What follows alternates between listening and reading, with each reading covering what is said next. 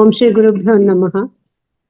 అద్వైత అధ్యయన భారతి గురువులకు ప్రణామములు. రాచకొండ శర్మ గురువులకు పాదాభివందనములు. మనకు చాందోగ్యోపనిషత్తు బోధపరుస్తున్న శ్రీ స్వామి అభయానంద సరస్వతి గారికి ప్రణామములు. ఆత్మస్వరూపులకు అభివాదములు. స్వామీజీ అనుమతితో ఈనాటి ప్రార్థన. ఓంకారం బిందు సంయుక్తం నిత్యం ధ్యాయంతి యోగినః కామదం మోక్షదం చైవ ఓంకారాయ నమో నమః.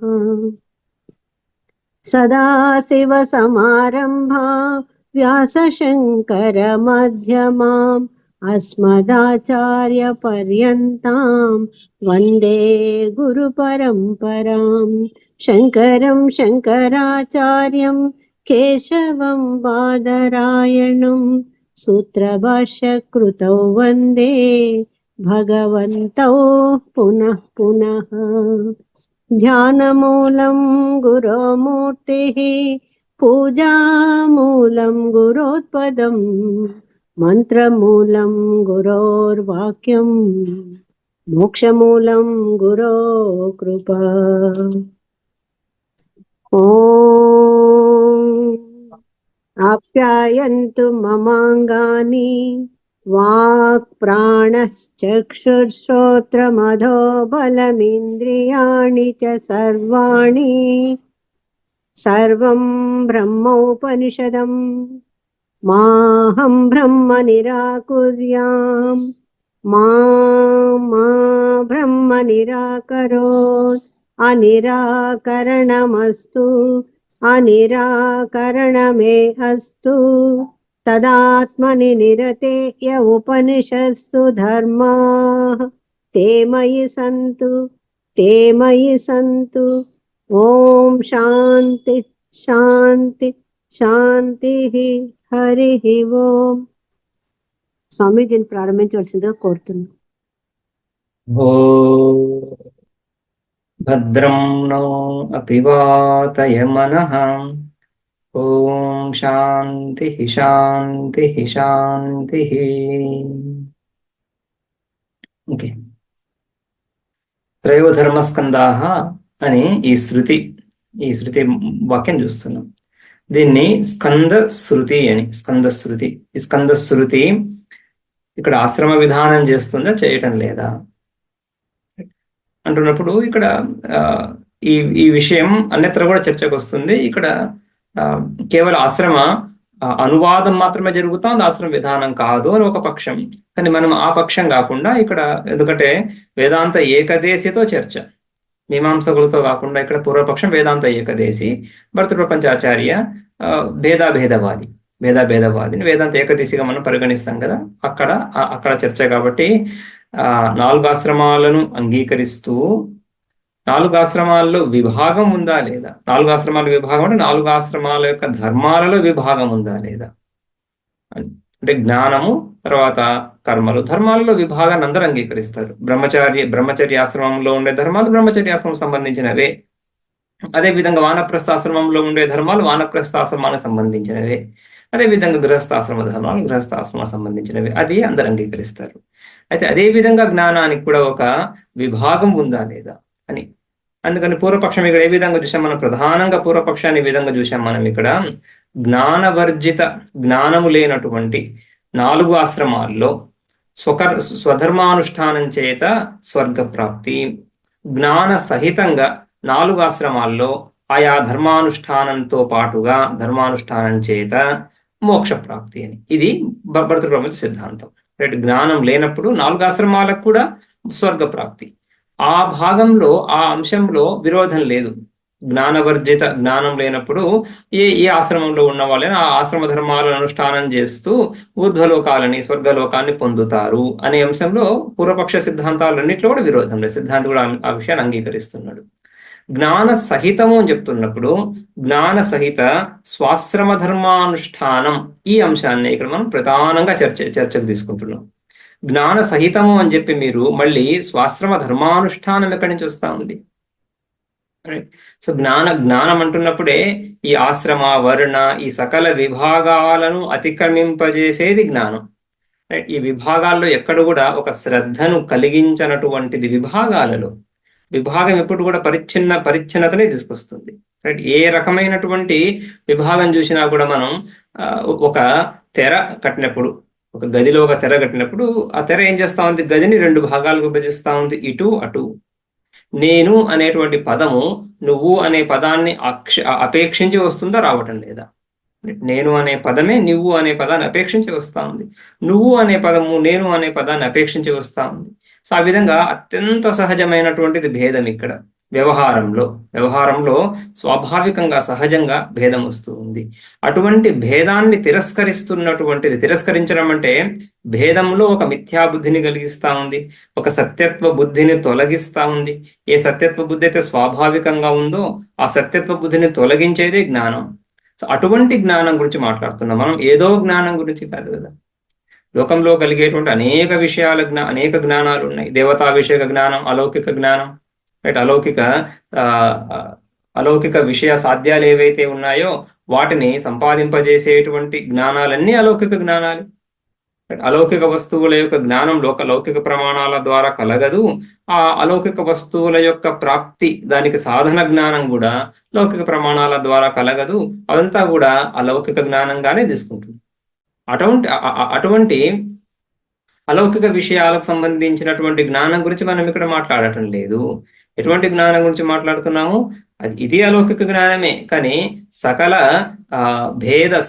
భేదాలను తిరస్కరింపజేసేటువంటి నిర్విశేష ఆత్మస్వరూపం గురించి మాట్లాడుతున్నాం. అటువంటి జ్ఞానానికి అటువంటి జ్ఞాన సహితంగా అని చెప్తూ మళ్ళీ స్వాశ్రమ ధర్మానుష్ఠానం అని జోడించటం కుదరదు. స్వాశ్రమ ధర్మానుష్ఠానం, ఆశ్రమ శబ్దము ఆశ్రమ ధర్మానుష్ఠానం ద్వారానే ఏర్పడతాము. ఇక్కడ కేవలం పదాల గురించి గొడవ కాదు కదా, చర్చ పదాల గురించి కాదు. గృహస్థ, వానప్రస్థ, బ్రహ్మచర్య ఈ పదాల గురించి కాదు కదా. ఆ పదము బ్రహ్మచర్య అనేటువంటి పదము ఎవరికి అప్లై చేస్తున్నాము? ఎవరైతే ఆ ధర్మాన్ని పాటిస్తున్నారు అని కదా. కాబట్టి ఆ పదం చేత ఆ ధర్మాలను మనం గ్రహిస్తున్నాం. సో వాటితో పాటు జ్ఞానము అంటున్నప్పుడు జ్ఞానకర్మ సముచ్చయం ఏర్పడతా ఉంది. అటువంటి జ్ఞానకర్మ సముచ్చయాన్ని ఇక్కడ మనం చూస్తున్నాం. అందుకనే పారివ్రాజ్యం బ్రహ్మ సంస్థత్వం సిద్ధం అని ఈ విధంగా ఈ పూర్వపక్ష ముఖ్య పూర్వపక్షం ఇదే, ముఖ్య సంశయం ఇదే. జ్ఞాన సహిత స్వాశ్రమ ధర్మానుష్ఠానం చేత మోక్షము అనేదైతే సిద్ధాంతం చెప్తున్నాడో అక్కడ జ్ఞానకర్మ సముచ్చయాన్ని ఆయన ఇంకొక పదంలో ఇంకొక రకంగా జ్ఞానకర్మ సముచ్చయాన్ని ప్రతిపాదిస్తున్నాడు. కర్మ నుంచి నివృత్తి లేదు అని చెప్తున్నాడు. కర్మ అనేది ఏదైతే వేద విహితమై ఉందో దాన్ని అనుష్ఠించవలసిందే, రైట్. యావజ్జీవం అగ్నిహోత్రం జుహుయాత్ అనేటువంటి విధికి ఒక సామాన్య విధి అది. దానికి అపవాదం, సంకోచం లేనే లేదు అని, రైట్. సంకోచం సామాన్యంగా సంసార దశలో దానికి సంకోచం లేదని అందరూ అంగీకరిస్తారు, కానీ మోక్ష దశలో దానికి సంకోచం ఉందని అంగీకరించాల్సి ఉంటుంది, లేకపోతే అనిర్మోక్ష ప్రసంగం ఏర్పడుతుంది అని. సో ఆ విధంగా ఆ విచారం అంతా చూశాము.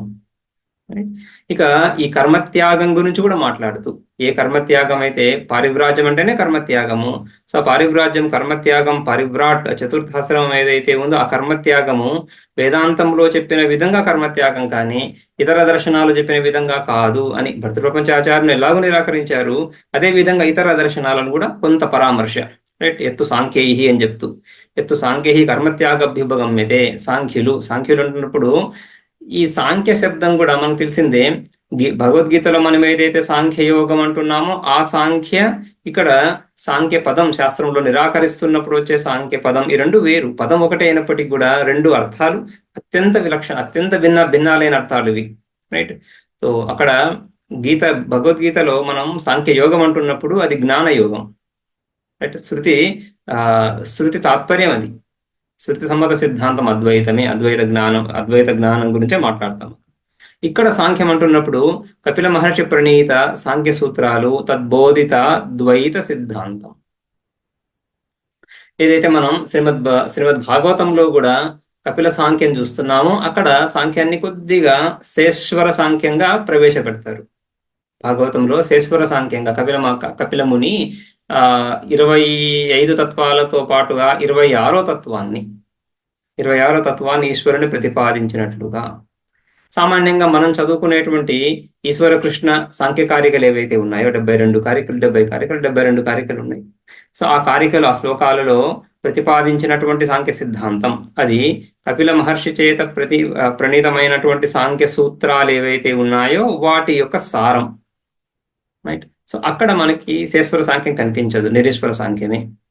అయితే ఆ గ్రంథకర్త ఈశ్వర కృష్ణాచార్యులు కానీ, ఆ గ్రంథానికి వ్యాఖ్యానం చేసిన వాళ్ళు కానీ ఈశ్వరుణ్ణి అంగీకరిస్తారా లేదా అనేది పెద్ద ప్రాధాన్యాంశం కాదు మనకు.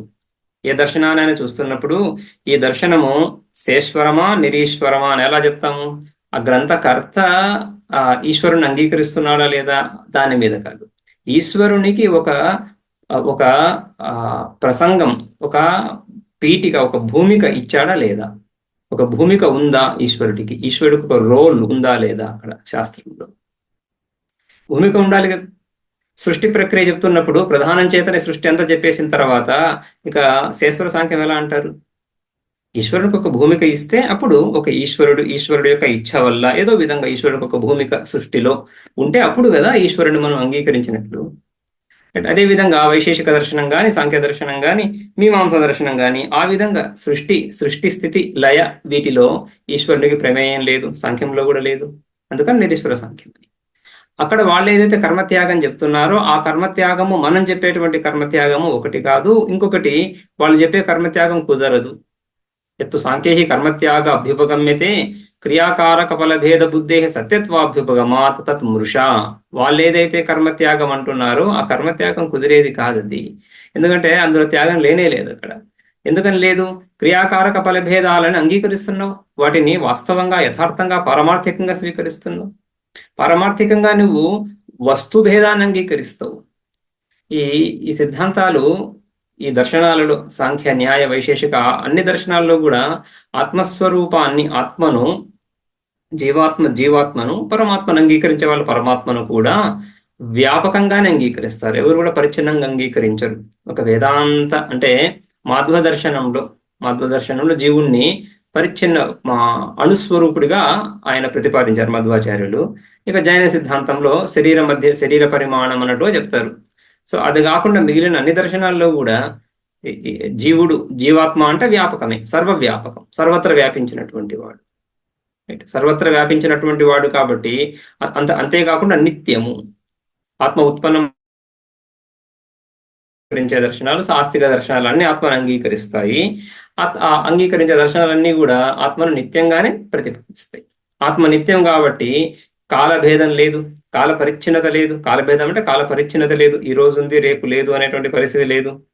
దేశ పరిచ్ఛిన్నత కూడా లేదు, వ్యాపకం కాబట్టి. సో ఈ రెండు భేదాలు దర్శనాల్లో కనిపించవు. సాంఖ్యాది దర్శనాల్లో కూడా కాలభేదము, దేశ భేదం కనిపించదు, కానీ వస్తు భేదం కనిపిస్తుంది. వస్తు పరిచ్ఛిన్నత, జీవాత్మ పరమాత్మ కాదు, పరమాత్మ జీవాత్మ కాదు, జీవాత్మ ఆకాశం కాదు, ఆకాశం జీవాత్మ కాదు అని ఆ విధంగా జగద్భేదము, జీవ జగద్భేదము, జీవేశ్వర భేదము, రైట్, ఈశ్వర జగద్భేదము, ఇవన్నీ కూడా పంచభేదాలన్నీ కూడా అంగీకరిస్తారు. అటువంటి భేదాలను అంగీకరిస్తూ పరిచ్ఛిన్నుడిగా భావిస్తూ, రైట్, అందుకని పరిచ్ఛిన్నుడిగా భావిస్తున్నప్పుడు ఏమవుతోంది? జగత్తులో అనేక అంశాలు ఏవైతే ఉన్నాయో అవి ఎలా ఉన్నాయి? సాధ్య సాధనాత్మకంగా ఉన్నాయి. జగత్తునంతా కూడా సాధ్య సాధనంగా చూస్తాం. సో ఆ సాధ్య సాధనంగా ఏదైతే జగత్తుందో దానితో వ్యవహరించేదెవరు? నువ్వే, జీవుడివి. కాబట్టి నువ్వు కర్తవి. నువ్వు కర్తగా భావిస్తున్నావు. ఈ జగత్తులో అన్నిటినీ సాధ్య సాధనాలుగా చూస్తున్నావు. సాధ్య సాధనాలుగా చూస్తూ నువ్వేమో కర్తృకారకమై కూర్చున్నావు. అవి కర్మకారకాలు, కరణకారకాలు, సంప్రదాన అపాదాన కారకాలు అన్నీ ఉన్నాయి. ఇవే కారణకలాపం. క్రియ ఉత్పన్నం అవ్వడానికి కావలసిన కారణకలాపాన్ని అంతా అంగీకరిస్తున్నావు. అంగీకరించినప్పుడు క్రియ జరగకుండా ఎలా ఉంటుంది? కారణసత్వే కార్యసత్వం. కారణం ఉంటే కార్యం ఉండాలి కదా. కారణము ఏ కార్యానికైనా కూడా ఒక కారణం, సామాన్యంగా ఒక కారణం కాకుండా అనేక కారణాలే కనిపిస్తాయి లోకంలో. ఏ వస్తువుని తీసుకున్నా దానికి అనేక కారణాలు కనిపిస్తాయి లోకంలో. అయితే వాటన్నిటి కారణ కలాపము, కారణ సమూహము అని ఆ కారణ కలాపంలో ఒకటి లేకపోయినా కూడా కార్యోత్పత్తి జరగదు. కానీ క్రియకు కావలసిన కలాపం అంతా కారకాలే. క్రియాజనకత్వం, కారకత్వం అని లక్షణం కూడా కదా. ఆ కారకాలన్నింటినీ అంగీకరించి కూర్చున్నావు, అన్నీ ఉన్నాయి, అన్నీ ఎప్పటికీ ఉంటాయి. నువ్వు ఎప్పటికీ ఉంటావు కాబట్టి, ఆత్మనిత్యం కాబట్టి కర్త ఎప్పటికీ ఉంటాడు. కారకాలను అంగీకరిస్తున్నావు, క్రియాకారక, తర్వాత ఫలం, ఫలం కూడా జగత్తులోనే. సో క్రియాకారక ఫలాలను అంగీకరిస్తున్నావు, వాటి భేదాన్ని అంగీకరిస్తున్నావు. ఇంకా ఆ అటువంటిప్పుడు కారకాలన్నీ నిత్యమై ఉన్నప్పుడు క్రియ కూడా సదా కలుగుతూనే ఉంటుంది. ఇక క్రియా సన్యాసం ఎక్కడి నుంచి వచ్చింది, కర్మత్యాగం ఎక్కడి నుంచి వస్తా ఉంది, ఎలా కుదురుతుంది నీకు అని. ఆ విధంగా కర్మత్యాగ సాంఖ్యై యదభ్యుపగమ్యతే తదసత్, ఎందుకంటే క్రియాకారక ఫల భేదాలను అంగీకరిస్తున్నావు కాబట్టి. అదేవిధంగా బౌద్ధై శూన్యతాభ్యుపగమాత్ అకర్తృత్వం అభ్యుపగమ్యతే. బౌద్ధులు ఇంకొక అడుగు ముందుకు వేసి కర్తనే లేడుకోమన్నారు. రైట్, అనత్తావాదం అని కదా, అనాత్మవాదం. అనత్త అంటే అనాత్మ. సో ఆత్మ నిరాకరణం, ఆత్మనే నిరాకరిస్తున్నారు. ఇక కర్మత్యాగం ఎవడి కర్మత్యాగం? ఎవడో ఒకడు ఉండి వాడు నేను కర్మను త్యజిస్తున్నాను అని చెప్తే బానే ఉంటుంది, కానీ ఎవడు లేకుండా కర్మత్యాగం ఎక్కడి నుంచి వస్తుంది? కర్మను త్యజించేవాడే లేడు నీకు, ఇంకా కర్మత్యాగం ఎక్కడి నుంచి వస్తుంది? ఇక ప్రమాదం చేత కర్మలను విడిచిపెట్టడం ఏదైతే ఉందో అక్కడ కర్తృత్వాన్ని, సాంఖ్యులు ఏ విధంగా కర్తృత్వాన్ని ప్రామాణికంగా గ్రహిస్తున్నారో, వీడు విచారం లేకుండా కర్తృత్వాన్ని మాత్రం, కర్తృత్వ బుద్ధి మాత్రం ఉంది. అది భ్రాంతి బుద్ధి కానీ, యథార్థ బుద్ధి కానీ, ఇంకొక బుద్ధి కానీ, కానీ వాడి దృష్టి నుంచి యథార్థమే కదా. సో నేను కర్త అని భావిస్తూనే ఆలస్యం చేత కర్మలు చేయడం లేదు కాబట్టి అది కూడా కర్మత్యాగం కాదు. అందుకని వివేకపూర్వక కర్మత్యాగం, ఆత్మానాత్మ వివేకం చేత ఆత్మానాత్మ పరిశీలనం చేస్తూ ఈ అనాత్మ సంసారం అంతా కూడా నిస్సారమని భావించి, గ్రహించి, వివేకం చేత గ్రహించి, పృథక్కరణం, ఆత్మానాత్మ పృథక్కరణం, ఈ విధంగా వివేకం చేత గ్రహించి నిత్య శుద్ధ బుద్ధ ముక్త స్వరూపుడను నేను ఈ ఈ స్థితికి, ఈ మిథ్యారూప సంసారం యొక్క అపేక్ష లేదు, ఆకాంక్ష లేదు అనే ఉద్దేశంతో అని ఆ విధంగా తెలుసుకుని, ఎవడైతే ఈ జగత్తునంతా కూడా ఇది నామరూపాత్మకమే, ఇది ఈ చైతన్య స్వరూపం మీద ఆధారపడి ఉంది, సెకండరీ రియాలిటీ, దీనికి ప్రాథమిక సత్యత్వమే లేదు ఇందులో అని ఆ విధంగా విచారించి ఎవడైతే వైదొలుగుతున్నాడో అది వాస్తవమైనటువంటి కర్మత్యాగం. కానీ ఇక ఇతర కర్మత్యాగాలు కర్మత్యాగాలే కాదు అని. తస్మాత్ వేదాంత ప్రమాణ జనిత ఏకత్వ ప్రత్యయవత ఏవ కర్మ నివృత్తి లక్షణం పారివ్రాజ్యం, కర్మ నివృత్తి లక్షణం పారివ్రాజ్యం బ్రహ్మ సంస్థత్వం చ ఇది. అదే పారివ్రాజ్యము, అదే బ్రహ్మ సంస్థత్వం. అజ్ఞాన నివృత్తి ఒక్కటే స్వరూప ప్రాప్తికి హేతువు. స్వరూప ప్రాప్తికి ప్రతిబంధకం అజ్ఞానము, భేదము, ఇవి ప్రతిబంధకాలు. ఈ ప్రతిబంధక నివృత్తి జ్ఞానం చేత కలుగుతా ఉంది. ఆ ప్రతిబంధక నివృత్తి కలగడమే మోక్షం అవుతాం. అందుకని మోక్షం అంటేనే స్వరూప ప్రాప్తి, అది ప్రాప్తస్య ప్రాప్తి నిత్యము, నిత్య వస్తువే తెలుసుకుంటున్నాము. అందుకని ఏతేన గృహస్థస్య ఏకత్వ విజ్ఞానే సతి పారివ్రాజ్యం అర్థసిద్ధం.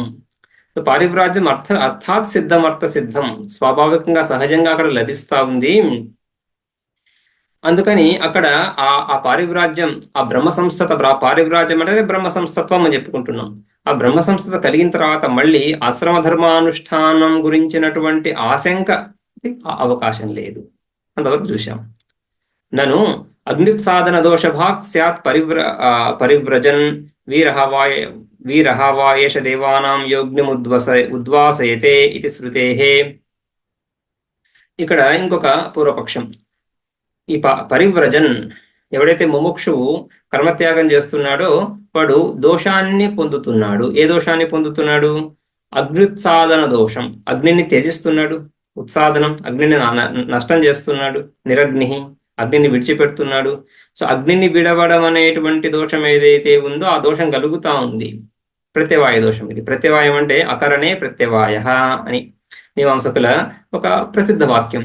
అంటే అకరణే అంటే చేయకపోవడం చేత. ఏది చేయకపోవడం చేత?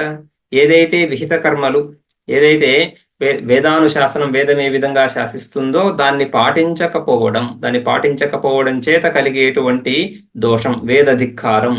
వేదధిక్కారం చేత కలిగేటువంటి దోషము, పాపము, దాన్ని ప్రత్యవాయము అని. సో ఆ ప్రత్యవాయ దోషం కలుగుతా ఉంది. ఎందుకంటే యావజ్జీవన్ అగ్నిహోత్రం జుహ్యాత్ ఇత్యాది వాక్యాలను వీడు పెడచవన పెడుతూ అగ్నిని విడిచిపెడుతున్నాడు. దానికి ఒక వాక్యం శృతిలో వీరహ వా ఏష దేవానాం యహ అగ్నిం ఉద్వాసైతే, ఎవడైతే అగ్నిని విడిచిపెడుతున్నాడో వాడు దేవానాం వీరహ. వీరహ అంటే వీరాన్ హంతి ఇది వీరహ. ఇక్కడ వీరహ అంటున్నప్పుడు దేవానాం, సో దేవతలనే వీడు ధ్వంసం చేస్తున్నాడు. ఎందుకంటే దేవతలకి ఆహుతులు కర్మ ద్వారానే, మనుష్యుడి యజమానికి దేవతలకి సంబంధం అగ్ని ద్వారానే. అగ్ని ద్వారా ఆహుతులను ఇస్తున్నప్పుడు ఎవరు గ్రహిస్తున్నారు? దేవతలే గ్రహిస్తున్నారు. సాక్షాత్తుగా దేవతలు గ్రహిస్తున్నారు. ఇంద్రాయ స్వాహ, ఇంద్రాయ ఇదం నమమ అంటున్నప్పుడు ఇంద్రుడికి ఆహుతి ఇస్తున్నారు.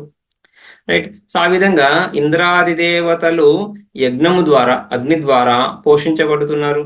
ఏ అగ్ని ద్వారా అయితే దేవతలందరూ పోషించబడుతున్నారో అటువంటి అగ్నిని వీడు ధ్వంసం చేయడం చేత దేవతలని ధ్వంసం చేసినటువంటి వాడవుతున్నాడు.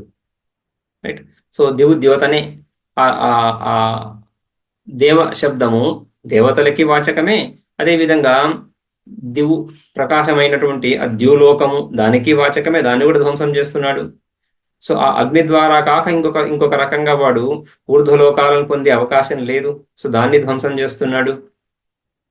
అదేవిధంగా వీడికి ఏదైతే అదృష్టం, ఏదైతే పుణ్యం ఏర్పడాల్సి ఉందో దాన్ని ధ్వంసం చేస్తున్నాడు. ఆ విధంగా వాడు వీరహ. వీరహ అనే పదం ఇక్కడ నిందావాచకం. వీరహ అంటే వీరాన్ హంతి అని స్తుతి పరక శబ్దంగా కూడా ప్రయోగించవచ్చు దాన్ని. ఇవన్నీ వ్యుత్పత్తి అర్థాలు కూడా ఆయా సందర్భాన్ని బట్టి. ఇక్కడ నిందావాచకం నిందించడం. ఈ విధంగా దేవతల్ని సంహరిస్తున్నాడు. వాడి యొక్క ఊర్ధ్వ మార్గాన్ని వాడే ధ్వంసం చేసుకున్నటువంటి వాడవుతున్నాడు అని. వీరహావాయేష దేవానాం యో అగ్నిముద్వాసయతే, ఎవడైతే ప్రమాదం ఆలస్యం చేత ఈ విధంగా అగ్నిని విడిచిపెడుతున్నాడో, ప్రమాదం ఆలస్యం ఇతర కారణాల చేత, ఆ విధంగా వీడు పరివ్రజన్, ఏ అగ్ని అయితే శృతి విధానం విధిస్తా ఉందో ఆ అగ్నిని త్యజిస్తూ వీడు, ఈ పరివ్రాజకుడు కూడా ఈ విధంగా దోషభాగ్ భవతి, దోషభాగ్ స్యాత్, దోషి అవుతున్నాడు. అంటే నా నిరాకరిస్తున్నారు, నా ఆ విధంగా కుదరదు. దైవోత్సాదితత్వాత్, దేవోత్సాదిత తస్య భావః దైవోత్సాదితత్వం. రైట్. దేవేన ఉత్సాదిత, దేవ ఈశ్వర వేదము. ఈ విధంగా ఈ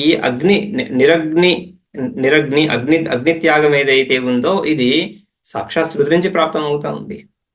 శృతి సమ్మతమై ఉంది. ఇది శృతి సమ్మతం అంటే ఈశ్వర సమ్మతం, ఈశ్వర ప్రోక్తం, ఈశ్వరవాణియే శృతి. శృతి అంటే ఈశ్వరవాణిగానే తీసుకుంటాం.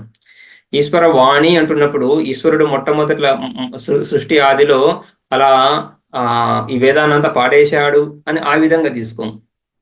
రైట్.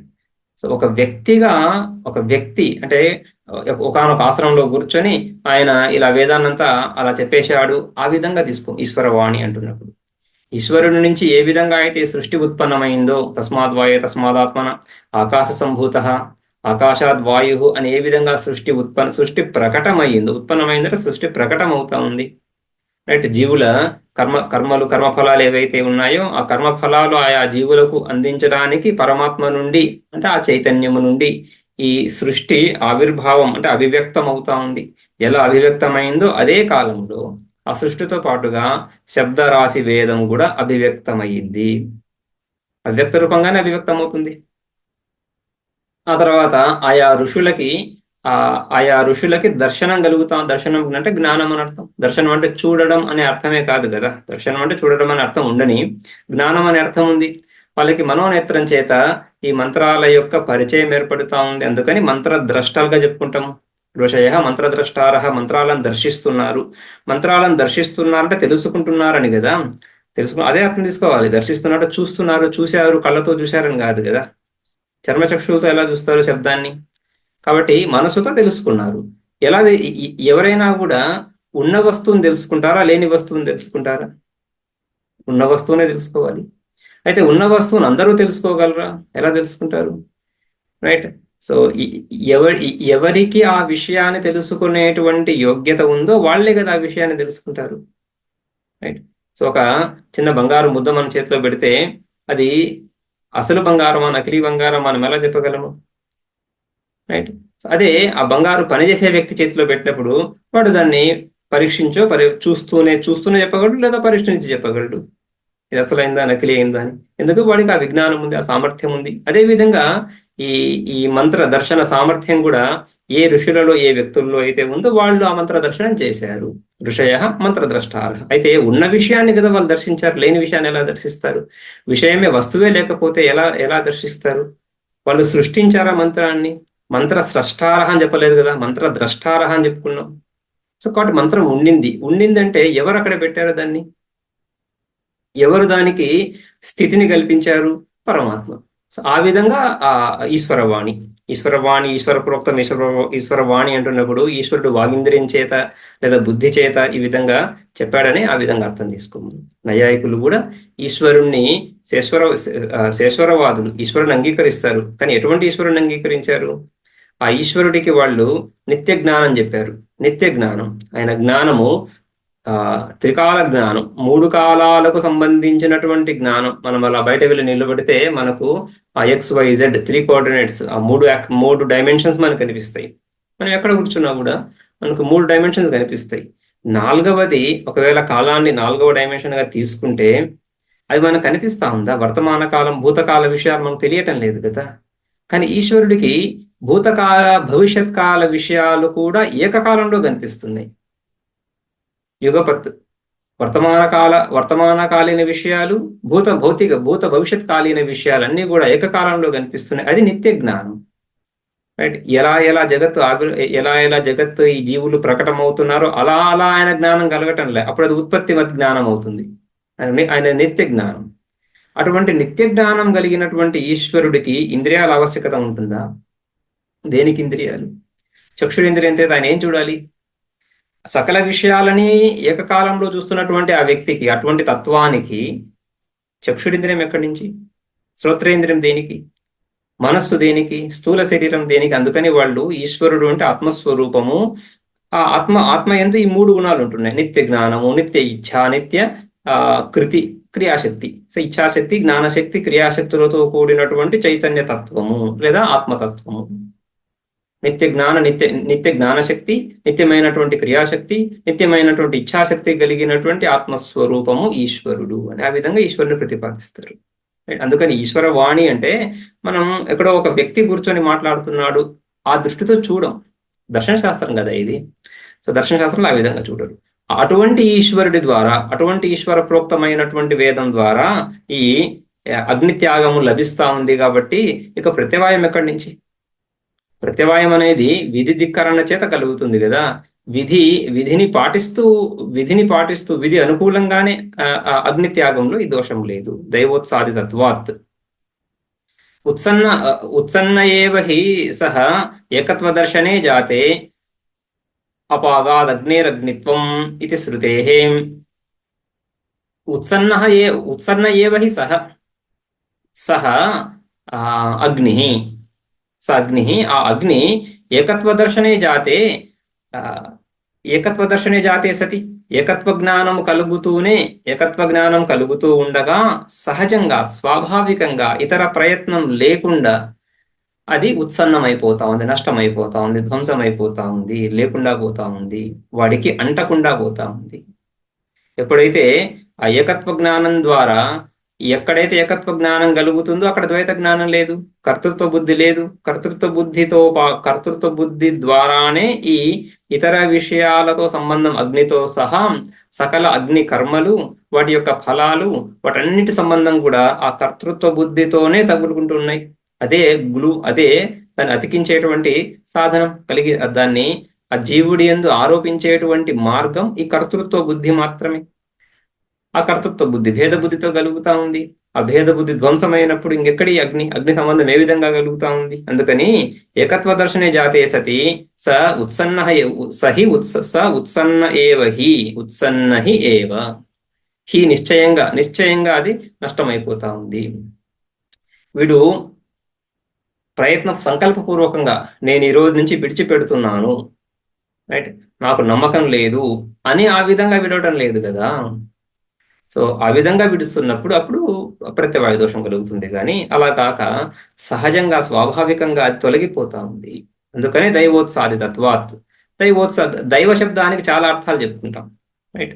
సో దైవము అంటున్నప్పుడు ప్రారబ్ధం, దైవము అంటున్నప్పుడు అదృష్టం, పుణ్యం, పూర్వపుణ్యాలు, పూర్వపుణ్యాన్ని కూడా అదే అదే ధాతువు అదే రూపంతో చెప్పుకుంటాం. ఈశ్వరుడు, వేదము, ఇవన్నీ కూడా అర్థాలు ఉన్నాయి. అక్కడి నుంచే వెళ్తుంది కానీ ప్రయత్నపూర్వకంగా చేసింది కాదు. అతో న దోషభాక్ గృహస్థ పరివ్రజన్ ఇది, న దోషభాక్ గృహస్థ పరివ్రజన్ ఇది, గృహస్థుడు.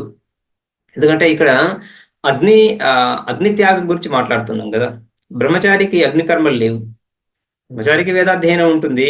అగ్నికర్మలు బ్రహ్మచారికి నిత్యాగ్ని చెప్తున్నప్పుడు అది లౌకిక అగ్ని, లౌకిక అగ్నిలోనే కర్మ చేస్తాడు. అంటే మనం ఈ అగ్గిపుల్లలతో ఏదైతే అగ్ని పుట్టించి చేస్తున్నామో ఆ విధంగా ఒక ఆహ్వనీయ అగ్ని, గార్హపత్య అగ్ని, ఈ విధంగా విశేష అగ్నులు గృహస్థుడికే గాని బ్రహ్మచారికి లేవు. వానప్రస్థుడు అగ్నిని వదిలేసి వస్తున్నాడు కాబట్టి అగ్నుత్సాదనం అనేది ఏదైతే ఉందో, రైట్, ఈ అగ్నిత్సాదనం కేవలం గృహస్థుడికి మాత్రమే సంబంధించినటువంటిది. అది ఎప్పుడు? గృహస్థుడు పరివ్రాజకుడు అవుతున్నప్పుడు. గృహస్థ పరివ్రజన్ దోషభాక్ నభవతి. కాబట్టి ఆ సంశయానికి అవకాశం లేదు అక్కడ. యత్ సంస్థ అమృతత్వం ఏతి తన్నిరూపణార్థం ఆహా. ఇక యత్ సంస్థ అమృతత్వం ఏతి, ఇదంతా ఒక రకంగా ప్రాసంగిక చర్చ అని చెప్పుకోవచ్చు. ఒక అవకాశం వచ్చింది భాష్యకారుడికి స్కందశృతి ద్వారా ఈ విషయాలను చర్చించడానికి, ఈ జ్ఞానకర్మ సముచ్చయాన్ని, ఆశ్రమ ధర్మాలను, వాటి విభాగాలను విచారించడానికి ఒక అవకాశం.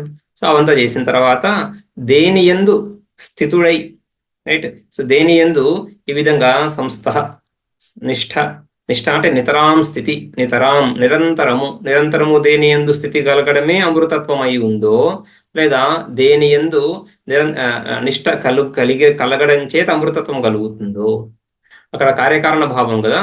యత్ సంస్థ అమృతత్వం ఏది? యత్ సంస్థ సన్ దేని యందు నిష్టను పొందిన వాడే అమృతత్వాన్ని పొందుతాడు అంటే కార్యకారణ భావం కనిపించినట్టు అనిపిస్తుంది కానీ కార్యకారణ భావం ఏం కాదది.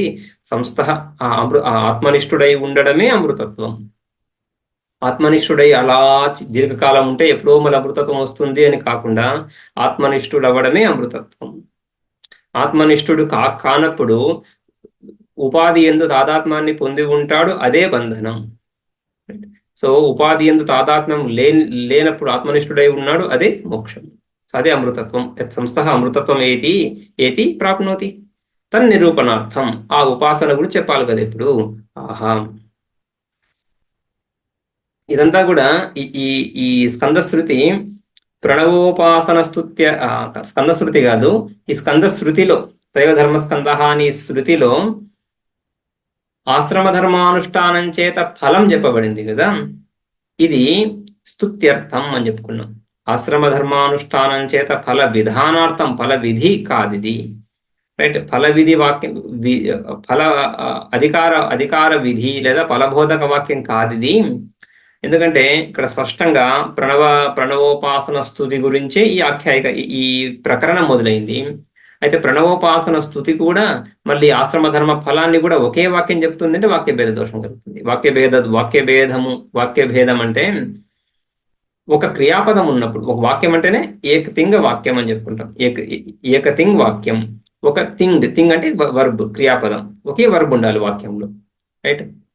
గోయింగ్, కమింగ్ అట్లా రెండు వాక్యాలని, రెండు వర్బ్స్ ని ఒకే సెంటెన్స్ చెప్పలేము.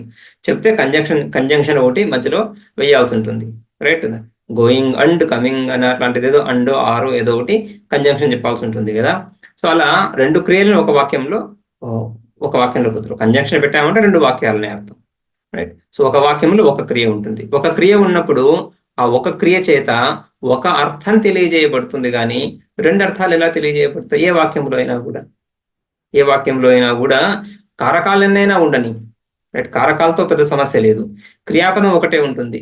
క్రియాపదం ఒకటే ఉన్నప్పుడు ఆ క్రియ ద్వారా మనకు కలిగేటువంటి జ్ఞానం ఒకటి, అంటే ఆ క్రియాన్వితమైనటువంటి జ్ఞానం, ఒకే క్రియాత్మకమైనటువంటి జ్ఞానం, ఒకే క్రియాన్వితమైనటువంటి జ్ఞానం కలుగుతుంది కానీ అనేక విషయాలు ఎలా కలుగుతాయి? కాబట్టి స్తుతి అనే క్రియను తీసుకుంటే, స్తుతి అనే క్రియను తీసుకుంటే ఇక్కడ స్తుతి తెలుస్తున్నప్పుడు ఆశ్రమ ధర్మానుష్ఠానం అనేటువంటి కర్మ, తత్సంబంధి ఫలం ఈ వాక్యం ద్వారా తెలియదు, రైట్.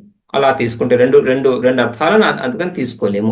ఒక వాక్యం నుంచి ఒక అర్థాన్ని తీసుకోవాలి, ఒక క్రియ ఉంటుంది కాబట్టి.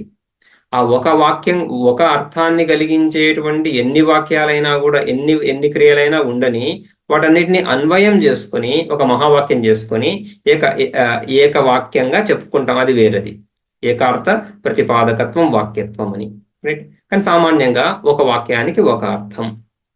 అందుకని ఇక్కడ ఈ వాక్యంలో ప్రణవోపాసన యొక్క స్తుతి మాత్రమే, మనం స్తుతి గురించే ఆశ్రమ ధర్మాల ఫలం చెప్పబడింది, కానీ ఫల ప్రతిపాదన కాదు అని మనం ముందే ఆరంభంలో చూశాం. ఆ ప్రణవోపాసన దేని స్తుతి గురించి అయితే ఇదంతా చర్చ జరుగుతూ ఉందో, ఏ ప్రణవోపాసన స్తుతి గురించి చర్చ జరుగుతూ ఉందో, ఏ ప్రణవోపాసన చేత ఈ అమృతత్వం కలుగుతా ఉందో, అటువంటి ప్రణవోపాసన ఇప్పుడు చెప్తా ఉంది శృతి ఈ 2వ మంత్రం నుంచి. సో మొదటి మంత్రంలో ప్రణవోపాసన స్తుతి, 2వ మంత్రం 3వ మంత్రంలో ప్రణవోపాసన విధానం అని. 2వ మంత్రం చూద్దాం. ప్రజాపతిర్లోకానభ్యతపత్ తేభ్యో అవితప్తేభ్యస్త్రయీ విద్యా సంప్రాస్రవత్ తామభ్యతపత్ తస్యాభితప్తాయా ఏతాన్యక్షరాణి సంప్రాస్రవంత భూర్భువస్సువరితి. ఈ విధంగా ప్రజాపతి ప్రజానాంపరి ప్రజాపతి సృష్టికర్త. సృష్టి ఆదిలో ఈ విధంగా లోకాలను సృష్టించిన తర్వాత, లోకాలను సృష్టించి ఆయన లోకాన్ అభ్యతపత్, లోకాలను ఉద్దేశించి తపస్సు చేస్తున్నాడు. అతపత్ అంటే తపస్సు చేశాడు. అతపత్ అది లకారం కదా, ఉపసర్గ. అభ్యతపత్. ఆ విధంగా తపస్సు చేసినటువంటి ఆయన తపస్సు నుంచి, లేదా ఆయన తపస్సు చేసినటువంటి ఆ లోకాలు ఏవైతే ఉన్నాయో ఆ లోకాల నుండి, రెండు ఒకటే, జ్ఞానము జ్ఞాన విషయము. తపస్సు జ్ఞానం కదా. ఎందుకంటే తపస్సు అంటే ఇక్కడ మళ్ళీ అదే విధంగా ఒక వ్యక్తి అక్కడ ఏదో అడవిలో కూర్చొని రైట్ తపస్సు చేస్తూ ఉన్నాడు చాలా కాలం. హిరణ్యకశిపుడు ఆ విధంగా కొన్ని 1000 దివ్య సంవత్సరాలు తపస్సు చేశాడని చెప్తారు అక్కడ, మనం భాగవతం చూస్తాం కదా. ఆ విధంగా తీసుకోవడానికి లేదు ఇక్కడ. తపస్సు అంటే జ్ఞానమయం. తస్య జ్ఞానమయం తపహ అని కూడా చెప్పుకుంటాం కదా. తస్య జ్ఞానమయం తపహ అని కదా మనం తైత్తిరీయంలో చూస్తాం. ఆ విధంగా జ్ఞానమయమైనటువంటి తపస్సు అంటే వాటి విచారం, వాటి సారం. విచారం ద్వారా ఏం కలుగుతుంది? వాటి సారం, వాటి సారభూతంగా ఫలం కలుగుతా ఉంది ఇక్కడ. అందుకని ప్రజాపతి లోకాన్ అభ్యతపత్ తేభ్యో అభ్యుతప్తేభ్య త్రయీ విద్యా సంప్రాస్రవత్. వాటి నుంచి సంప్రాస్రవత్ సమ్యక్ ప్రకర్షేణ అస్రవత్ శ్రీ గతౌ ధాతు కదా, ఉత్పన్నమైంది, వెలువడింది. ఏంటి? త్రయీ విద్య. 3 వేదాలు. ఈ వేదాలు 3 అని, మళ్ళీ తర్వాత 4 అని ఈ ఈ ఈ చర్చ ఎలాగో ఉండనే ఉంది. రైట్. సో అధర్వణ వేదము తర్వాత జోడించబడింది అని ఒక వర్గం, కొందరు ఆ విధంగా చెప్తారు. ఇక త్రయీ విద్య అన్నప్పుడు ఋక్యజు సామ మంత్రాలు ఏ 4 వేదాల్లో కూడా ఉన్నది ఈ 3 మంత్రాలే కాబట్టి ఋక్యజు సామ మంత్రాలను త్రయీ విద్య అంటున్నాం అని కూడా చెప్పుకోవచ్చు. మొత్తానికి వేదరాశి, శబ్దరాశి, వేదరాశి ఎక్కడి నుంచి వస్తా ఉంది? ఆ లోకాల నుంచి. భూర్భువస్సువః ఈ 3 లోకాలు, లేదా 14 లోకాలు, బ్రహ్మాండం, సంపూర్ణ బ్రహ్మాండం ఏదైతే ఉందో దాని సారభూతంగా వస్తా ఉంది వేదం. సో అది ఈశ్వర ప్రోక్తం వేదం. ఈ విధంగా ఏ విధంగా అయితే సృష్టి ప్రకటమవుతా ఉందో అదే సమయంలో ఆ సృష్టి యొక్క సారభూతమైనటువంటి జ్ఞాన రూపమైనటువంటి వేదరాశి, శబ్దరాశి కూడా ప్రకటమవుతా ఉంది. అటువంటి ఆ శబ్దరాశి, ఆ వేదరాశి, జ్ఞానరాశి, శబ్దరాశి జ్ఞానరాశి 2 చెప్పుకోవచ్చు. ఎందుకంటే శబ్దం ద్వారా మనకేం కలుగుతా ఉంది? జ్ఞానమే కదా. ఆ విధంగా త్రయీ విద్యా సంప్రాస్రవత్ విధంగా స్రవించింది లేదా ఉత్పన్నమైంది, ప్రకటమైంది. తాం అభ్యతపత్ అటువంటి శబ్దరాశి, ఆ వేదరాశి శబ్దరాశిని ఆయన మళ్ళీ ధ్యానిస్తున్నాడు, తపస్సు చేస్తున్నాడు. అంటే విచారము, తప జ్ఞానమయం. దాన్ని ఇప్పుడేమవుతుంది? ప్రపంచ సారం ఈ త్రయీ విద్య. ప్రపంచ సారం ఎందుకు? ప్రపంచమంతా కూడా సాధ్య సాధనాత్మకంగానే ఉంటుంది. రైట్. ప్రపంచము ఈ ద్వైత సిద్ధాంతులు ఏ విధంగా చెప్తున్నారో అలా విసిరేసినట్లు, దాని పాటికదిగా మనతో ఏమాత్రం సంబంధం లేకుండా ఒక ద్రవ్యంగా, ఒక వస్తువుగా అలా ఉంటుంది అని మనం చూడటం లేదు. అటువంటి ప్రపంచం గురించి మనం విచారం చేయటం లేదు ఇక్కడ. అటువంటి ప్రపంచం గురించి మనం ఎలా విచారం చేస్తాం? మనకు తెలియనటువంటి, ఎక్కడో ఉన్నటువంటి, మనకి ఏమాత్రం సంబంధం లేనటువంటి దాని గురించి మనం ఎందుకు విచారం చేస్తాం? రైట్.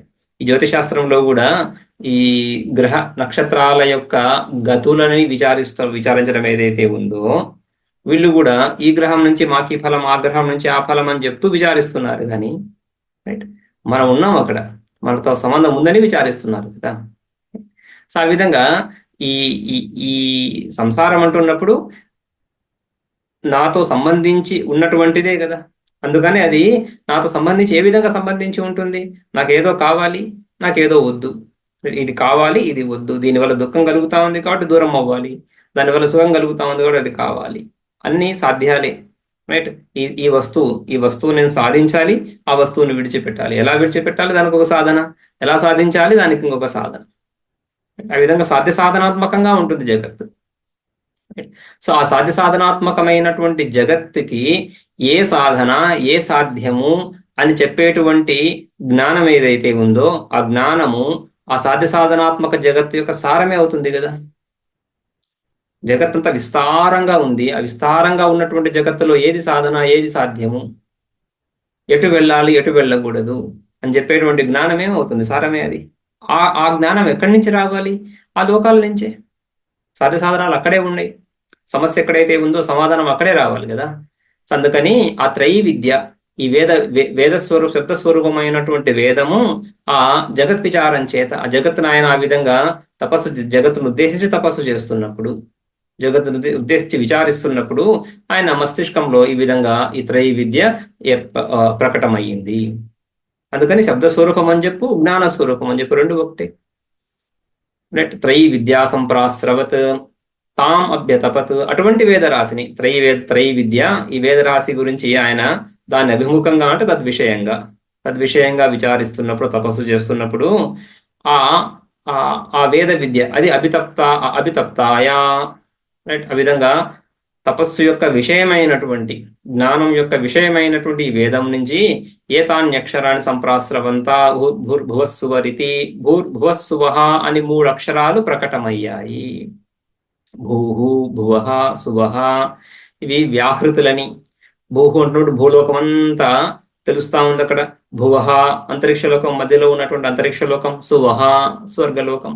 సో భూర్భువస్సువః అనేటువంటి వ్యాహృతులు ప్రకటమయ్యాయి. రైట్. సో ఇవి ఈ భూర్భువస్సువః అనేటువంటి వ్యాహృతులు ఈ సంపూర్ణ సంసారం యొక్క సూక్ష్మతత్వాలుగా మనం తెలుసుకోవాలి. సంపూర్ణ సంసారం అంతా కూడా సాధ్య సాధనాత్మకంగా ఉన్నదంతా కూడా వేదం ద్వారా తెలుస్తా ఉంది. వేదం ద్వారా ఈ ప్రపంచం యొక్క స్వరూపం మనకు తెలుస్తా ఉంది. స్వరూపం అంటే ఎలా ఉండాలి, ఎలా ఉండకూడదు, ఏం చేయాలి, ఏం చేయకూడదు, అంతే. సంసారం అంతా అదే విధంగా ఉంటుంది. అవన్నీ తెలుస్తున్నాయి. వాటి సారము భూర్భువస్సువః అని తెలుస్తా ఉంది. భాష్యంలో ప్రజాపతిర్విరాట్ కశ్యపో వా లోకాన్ ఉద్దిశ్య తేషు సారజిగృక్షయా అభ్యతపత్ అవితాపం కృతవాన్ ధ్యానం తపః కృతవాన్ ఇత్యర్థః. సో ప్రజాపతి అంటే విరాట్, ప్రథమ శరీరి, లేదా కశ్యపోవా, కశ్యప ప్రజాపతి. రైట్. సో ఈ విధంగా అనేక ప్రజాపతుల గురించి మనం చెప్పుకుంటాం కదా. ఎవరో ఒక ప్రజాపతి. ఈ కశ్యప ప్రజాపతియో ఆఖ్యాయికా భాగంగా తీసుకున్నప్పుడు కశ్యప ప్రజాపతి, లేదా హిరణ్య గర్భుడు, ప్రజాపతి, విరాట్, వీళ్ళు లోకాన్ ఉద్దేశ్య, ఏ లోకాలైతే సృష్టి జరిగి ఉన్నాయో వాటిని ఉద్దేశించి తపస్సు చేస్తున్నారు. ఏ ఉద్దేశంతో? తేషు సార జిఘృక్షయ, వాటి యొక్క సారాన్ని, జిఘృక్షయ గ్రహీతుమిచ్చ జిఘృక్ష. సో ఆ సారాన్ని గ్రహించడానికి, సారాంశాన్ని, ఈ జగత్తు యొక్క సారాన్ని, జగత్తు యొక్క సారం అంటే మనం చెప్పుకున్నాం కదా. జగత్తు యొక్క సారం అంటే ఆ విధంగా కార్యకారణ భావము, జగత్తు యొక్క సమగ్ర స్వరూపము, వాటిలో ఉన్నటువంటి గుణదోషాలు, ప్రాప్తవ్యాలు, ఏది పొందాలి, ఏది పొందరాదు, దేన్ని ఎలా పొందాలి, ఇవన్నీ సారం. ఈ సార జిగృక్షయ అభ్యతపత్, ఆయన ఆ విధంగా ధ్యానం చేశాడు. అభ్యతపత్ అంటే అభితాపం కృతవాన్. అభి ఉపసర్గ కదా. తాపం అనేది ఏంటి? ధ్యానమే. ధ్యానం తపః తత్ ధ్యానం కృతవాన్, తం ధ్యానం కృతవాన్ ఇత్యర్థః. ధ్యానం కృతవాన్, దాని గురించి ధ్యానం చేస్తున్నాడు. ధ్యానం అంటున్నప్పుడు ఇక్కడ ధ్యేయ్ చింతాయాం అని ధాతు, రూట్ వర్డ్ ఏమొస్తా ఉంది, మూల శబ్దం ఏమొస్తా ఉంది? ధ్యేయ్ నుంచి ధ్యానం ఏర్పడుతుంది. రైట్. ధ్యై అనే దానికి చింతాయాం, చింతా విచారం. చింత అంటే విచారించడం. విచారించడం ఏంటి? విచారించడమే జ్ఞానం. విచార ఫలాన్ని జ్ఞానంగా చెప్తాము, రైట్. విచార ఫలం జ్ఞానం, విచారం చేత జ్ఞానం కలుగుతుంది, లేదా విచారమే జ్ఞానము. కార్యకారణాల్లో అభేదం ఉంది కదా. సో విచారమే జ్ఞానము, విచారించడం. విచారించడం అంటే దాని జ్ఞానం తెలుసుకోవడం. ఆయన సృష్టికర్త, రైట్. సో సృష్టికర్త అంటున్నప్పుడు శుద్ధ సత్వ ఉపాధి, శుద్ధ సత్వోపాధి ఈశ్వరుడికి, మలిన సత్వోపాధి జీవుడికి అని కదా. సో శుద్ధ సత్వమైనటువంటి ఉపాధి కలిగినటువంటి ఆ ఈశ్వరుడు పరమాత్మ ఎవరైతే ఈ జగత్తునంతా సృష్టించాడో, ఆయన కూర్చొని ఇలా 10 రోజులు 4 రోజులు 5 రోజులు 6 రోజులు విచారించి అలా లేదు కదా. ఆయన దేని నుంచి దేని సంకల్పిస్తున్నాడో ఆ జ్ఞానము, ఆ విషయము అది అలాగే కలిగిపోతా ఉంది, సత్య సంకల్పుడు అని. ఆ విధంగా తస్య జ్ఞానమయం తపః, ధ్యానం అంటే జ్ఞానమే ఇక్కడ. చింతన విచారం చేస్తూ చాలా చాలా కాలం విచారం చేసి ఇలా ఇవన్నీ రాశాడు అని కాదు కదా. పూర్వకల్పంలో వేదం ఏ విధంగా ఉందో ఆ వేదాన్ని మళ్ళీ ఆయన ప్రకటిస్తున్నాడు, ఆయన ద్వారా ప్రకటన అవుతా ఉంది. ఆ పూర్వకల్పంలో ఉన్నటువంటి వేదము ఆ పరమాత్మ యందు లీనమవుతుంది, ప్రళయ కాలంలో సృష్టి కాలంలో మళ్ళీ అభివ్యక్తం అవుతుంది, యథాతథంగా అభివ్యక్తం అవుతుంది. దాంట్లో మార్పులు చేయాల్సిన అవసరం లేదు, రైట్. వర్షన్ 1, వర్షన్ 2, వర్షన్ 5 అలా అలా అలా దాన్ని మార్చాల్సినటువంటి ఆవశ్యకత, ఆగత్యం లేనే లేదు. సర్వజ్ఞుడి ద్వారానే వస్తా ఉంది, సర్వజ్ఞంగానే ఉంటుంది. సర్వజ్ఞ కల్పం వేదం. సర్వజ్ఞ కల్పము, కల్పం అంటున్నప్పుడు కల్ప ప్రత్యయము కొద్దిగా న్యూనతను చూపించడానికి, కొద్దిగా తక్కువ, సర్వజ్ఞుడికి కొద్దిగా తక్కువ అని చెప్పడానికి కల్ప ప్రత్యయం చెప్తారు. ఎందుకు కొద్దిగా తక్కువ? పరమాత్మ సర్వజ్ఞుడు, వేదము సర్వజ్ఞం కాకుండా వేదము పరమాత్మ నుంచి వస్తా ఉంది కాబట్టి పరమాత్మ కన్నా ఒక వీస తక్కువ అన్నట్లుగా. ధ్యానం కృతవాన్ ఇత్యర్థ అంటే ధ్యానం అంటే జ్ఞానం అని చెప్పుకున్నాం. తేభ్య అవితప్తేభ్య సారభూత త్రయీ విద్యా సంప్రాస్రవత్, ఆ లోకాల నుంచి. తేభ్య అంటే లోకేభ్య, ఏ లోకాలైతే ఏ లోకాలను ఉద్దేశిస్తూ తపస్సు చేశాడో వాటి నుంచి త్రయీ విద్యా సంప్రాస్రవత్, సారజిగృక్షయా ధ్యానం కృతవాన్ కదా, అందుకని సారభూత త్రయీ విద్య, ఆ లోకాల సారమైనటువంటి వాటి ఎసెన్సే ఈ విధంగా వేదంగా ప్రకటమైంది. సంప్రాస్రవత్ ప్రజాపతేర్మనసి ప్రత్యభాత్ ఇత్యర్థః. ఇక్కడ కూడా సంప్రాస్రవత్ అంటున్నప్పుడు సృ గతో ధాతువు కదా, అలా స్రవించింది అంటే, స్రవించింది అంటే నదిలా పారింది అలా అలా అర్థం కాదు కదా. ఆ ధాతువుకి సృ గతో ధాతు అని ఉన్నా కూడా ఇక్కడ అర్థం ఏంటి? మనసి, ప్రజాపతేర్మనసి. ప్రజాపతి అంటేనే మనము సమష్టి సూక్ష్మ శరీర అభిమానిగా చెప్పుకుంటాము. స్థూల శరీరం, సూక్ష్మ శరీరం కూడా. స్థూలం ఉంటే సూక్ష్మం ఉండే తీరాలి కదా. సూక్ష్మం అని చెప్పినప్పుడు స్థూలం అవసరం లేదు, స్థూలం అన్నప్పుడు సూక్ష్మం కావాలి, రైట్. సో ఆ విధంగా ఆయన మనస్సు, ఆయన బుద్ధి, సమష్టి బుద్ధి, మహత్తత్వం అందులో ప్రకాశించింది, ప్రకటమయ్యింది. ప్రజాపతేర్ మనసి ప్రత్యభాత్, ప్రతి అభాత్, ఆ విధంగా ప్రకాశించింది. అంటే అదే ప్రకటం అవ్వడం. అవ్యాకృతం, ఆ అజ్ఞానంలో లీనమైనటువంటి స్వరూపం నుంచి వ్యాకృతం అవుతా ఉంది సూక్ష్మ రూపేణ. మనస్సు కదా, మనస్సులో అన్ని సూక్ష్మ విషయాలే. మనస్సులో ఉన్నటువంటి మనోవృత్తులు, సుఖము, దుఃఖము, రాగము, ద్వేషము ఇవన్నీ సూక్ష్మ విషయాలే కదా. చక్షురాది ఇంద్రియాలకు తెలిసే విషయాలు కావవి. సో ఆ విధంగా అవ్యాకృతం నుంచి వ్యాకృతం అవుతుంది సూక్ష్మంగానే. ఆ విధంగా ప్రకాశించింది, అంటే ప్రపంచంలోకి అది కూడా సూక్ష్మ ప్రపంచంలో వచ్చింది. తాం అభ్యతపత్ పూర్వవత్ తాం, అదే ఆ వేద రాశి అపారమైనటువంటి వేద రాశి, అపారమైనటువంటి ప్రపంచం. సో ప్రపంచం అపారమైనప్పుడు దానికి సంబంధించినటువంటి జ్ఞాన రాశి కూడా అపారంగానే ఉంది. అందుకని దాన్ని కూడా మళ్ళీ ఆయన విచారించాడు, ధ్యానం చేశాడు. సారజిగృక్షయ, ఈ వేదం యొక్క సారాన్ని గ్రహించాలని, లేదా ఈ వేదం యొక్క సారాన్ని అభివ్యక్తం చేయాలి మళ్ళీ మన గురించి, మానవాళి గురించి అభివ్యక్తం చేయాలి అని దాని గురించి మళ్ళీ ధ్యానం చేస్తున్నాడు. తాం అభ్యతపత్ పూర్వవత్ తస్యా అభితప్తాయాః ఏతాన్యక్షరాణి సంప్రాస్రవంతాం. సో ఆ వేదం అంతా ఒక రాశిగా తీసుకొని ఏకవచనం తాం అని. ఆ వేదాన్ని ఈ విధంగా ధ్యానం చేస్తున్నప్పుడు, చింతన విచారం చేస్తున్నప్పుడు ఆ వేదం యొక్క సారం కూడా ఆయన బుద్ధిలో అదే విధంగా ప్రకాశించింది. మనసి ప్రత్యభాత్ అని తీసుకోవాలి కదా. ఏతాని ఏ విధంగా దాని సారం వస్తా ఉంది? ఏతాని అక్షరాణి, ఈ 3 అక్షరాలు భూర్భువస్వహ అని, భూర్భువస్వహ ఇది వ్యాహృతయ, ఈ వ్యాహృతులు ఈ విధంగా ఏర్పడ్డాయి. ఈ అక్షరాలు ఓంకారోపాసన వైపు వెళ్తున్నాం కదా, ఇవంతా రిడక్షనిజం, రైట్? ఆ ప్రపంచం నుంచి సంపూర్ణమైన విస్తారమైనటువంటి అత్యంత విస్తృతమైనటువంటి ప్రపంచం నుంచి వేదము అంటే జ్ఞానం వైపు వచ్చాం. విషయము నుంచి జ్ఞానానికి, జ్ఞానం వైపు వస్తున్నాం. ప్రపంచం అంతా విషయాత్మకంగా ఉంటుంది, వస్తువాత్మకంగా చూస్తున్నాం కదా.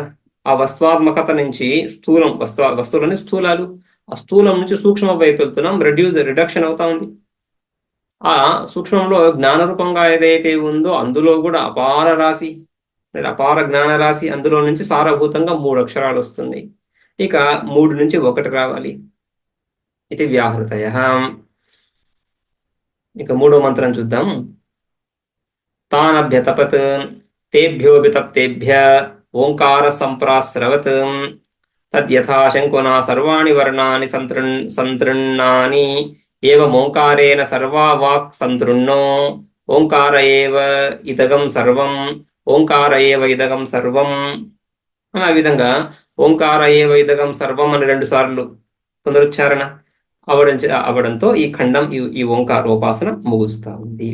అధ్యాయంలో ఇంకో ఖండం ఉంది, 23వ ఖండం ఇక్కడికి ముగుస్తా ఉంది. ఇది ఓంకారోపాసన. ఏ ఓంకారోపాసన గురించి అయితే మనం సుదీర్ఘంగా విచారం చేశాము, ఉపాసనకు వచ్చేసరికి ఆ ఓంకారోపాసన ప్రతిపాదన అంతా 2 చిన్న మంత్రాల్లో జరుగుతూ ఉంది. ఉపాసన అదే విధంగా ఉంటుంది. కానీ అక్కడ మనం భావన ఏ విధంగా చూడాలి? ఈ సంపూర్ణ బ్రహ్మాండము, ఈ బ్రహ్మాండం యొక్క సారము వేదము, వేదం యొక్క సారము ఈ భూర్భువస్వః అనేటువంటి వ్యాహృతులు, వాటి యొక్క సారము ఈ ఓంకారం మీద మనం ధ్యానం చేస్తున్నప్పుడు, ఓంకారం అనేటువంటి ధ్వని, ఓంకారం అనేటువంటి శబ్దాన్ని చూస్తున్నప్పుడు ఇది ఒక శబ్దము, ఇది ఒక అక్షరము అని కాకుండా ఇది సారము. దేనికి సారము? అల్టిమేట్ గా ఈ బ్రహ్మాండానికంతటికి సారము. ఈ బ్రహ్మాండానికంతటికి సారమైనటువంటి ఆ ఓంకారోపాసన చేత పొందదగినటువంటి వస్తువు ఏది? బ్రహ్మాండం. సంపూర్ణ బ్రహ్మాండాన్ని నువ్వు పొందుతావు అంటే, సంపూర్ణ బ్రహ్మాండం అంటే ఏంటి? విరాట్ కంటే వేరా? ఏ ప్రజాపతి నుంచి అయితే ఈ సంపూర్ణ బ్రహ్మాండం ప్రకటమైందో ఆయన ఒక వస్తువుని, కులాలుడు కుండను ఉత్పన్నం చేసినట్టు చేయటం లేదు. ఈ విధంగా, ఆ విధంగా మనం చెప్పుకోం కదా, ఆ విధంగా చేయడు. కులాలుడు కుండం చేస్తున్నట్టుగా చాలా ప్రయత్నపూర్వకంగా 5 రోజులు 6 రోజులు కూర్చొని చేసేటువంటి సృష్టి గురించి మనం మాట్లాడటం లేదు కదా. పరమాత్మ సర్వజ్ఞుడు కాబట్టి సత్య సంకల్ప, ఆయన సంకల్పము ఈ సృష్టి ఆరంభం అవ్వాలని. ఎందుకని?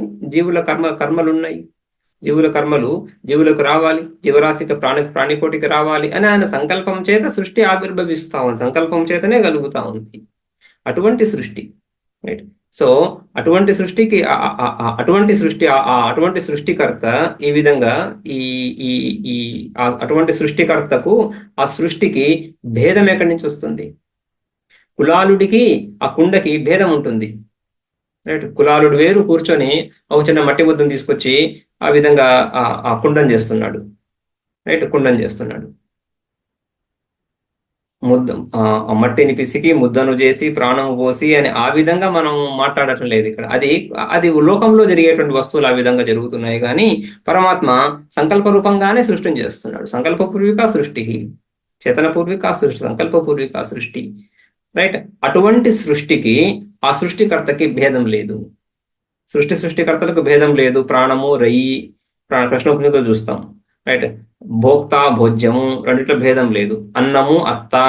అందుకనే తైత్తరీయంలో అహమన్నం అహమన్నం అహమన్నం అహమన్నాదోహమన్నాదోహమన్నాద అని ఆయన జ్ఞాని యొక్క గానం ఏముంది అక్కడ? అన్నము, అన్నాత, అన్నము, అత్త, భోక్త, భోగ్యాలకు భేదం లేదని కదా. ఆ విధంగానే ఈ ఓంకారము దేని సారము? ఈ బ్రహ్మాండం యొక్క సారము. ఈ బ్రహ్మాండము ఆ కర్త కంటే వేరుగా లేదు అని ఆ హిరణ్య గర్భ ప్రాప్తి, హిరణ్య గర్భ ప్రాప్తి. ఈ విధంగా ఓంకారాన్ని ఈ విధంగా ఓంకారం చేత హిరణ్య గర్భ ప్రాప్తి. ఈ విధంగా ఓంకారాన్ని విచారిస్తూ ఓంకారం అనేటువంటి దాని యొక్క స్వభావాన్ని చూస్తున్నప్పుడు ఆ సృష్టికర్త ఇంకా దానికంటే కూడా అతీతమైనటువంటి ఈ సృష్టికర్త అనేటువంటి విభాగం లేనటువంటి ఒకానొక తత్వములో ఈ విభాగం ఏర్పడుతుంది. అభేదంలో భేదం, కానీ భేదంలో అభేదం ఎలా? అభిన్న వస్తువుల భేదం కలుగుతుంది ఏదో ఏదో ఏదో ఒక అజ్ఞానం చేత. అందుకని ఈ ఓంకార విచారం ద్వారా ఆ భేదం ఎక్కడైతే కలుగుతా ఉందో ఆ భేదానికి ఆశ్రయమైనటువంటి తత్వము కూడా ఈ ఓంకారము సూచిస్తా ఉంది. సో తద్విచారం ద్వారా ఆ నిరుపాధిక స్థితి యొక్క ప్రాప్తి కూడా. అందుకని కథలో మనం చూస్తాం ఈ ఓంకారము రెండింటికి సాధనము. సగుణ నిర్గుణ తత్వాలు రెండింటి కూడా ఓంకారం సాధనం అవుతా ఉంది. ఎందుకు సాధనం అవుతా ఉంది? ఇక్కడ ఈ విధంగా చెప్పినట్లు ఇది సంపూర్ణ బ్రహ్మాండము యొక్క సారము అనే భావనతో ఓంకారోపాసన చెయ్యి అని. మూడో మంత్రం చూద్దాము. తాన్యభ్య తపత్. ఈ మూడింటిని భూర్భువస్వహ అనే వ్యాహృతులను ఆయన ధ్యానం చేస్తున్నప్పుడు, వాటిని ఉద్దేశించి ధ్యానం చేస్తున్నప్పుడు అభితప్తేభ్యో ఓంకార సంప్రాస్రవత్. ఓంకారము, ఏ ఓంకారోపాసన గురించి అయితే మనం చర్చిస్తున్నామో, ఏ ఓంకారోపాసన గురించి మనం ఎదురు చూస్తున్నామో ఆ ఓంకారము ఈ విధంగా ఈ వ్యాహృతుల నుంచి ప్రకటమయ్యింది. ఈ వ్యాహృతుల యొక్క సారంగా ప్రకటమయ్యింది. ఆ ఓంకారము ఇది కేవలము ఈ మూడు వ్యాహృతుల యొక్క సారమే కాదు, సంపూర్ణ వేదం యొక్క సారం కూడా. సంపూర్ణ వేదం యొక్క సారమే కాదు, సంపూర్ణ బ్రహ్మాండం యొక్క సారం కూడా. సంపూర్ణ బ్రహ్మాండం యొక్క సారమే కాదు, ఈ సంపూర్ణ బ్రహ్మాండము, బ్రహ్మాండకర్త ప్రజాపతి యొక్క నామధేయము.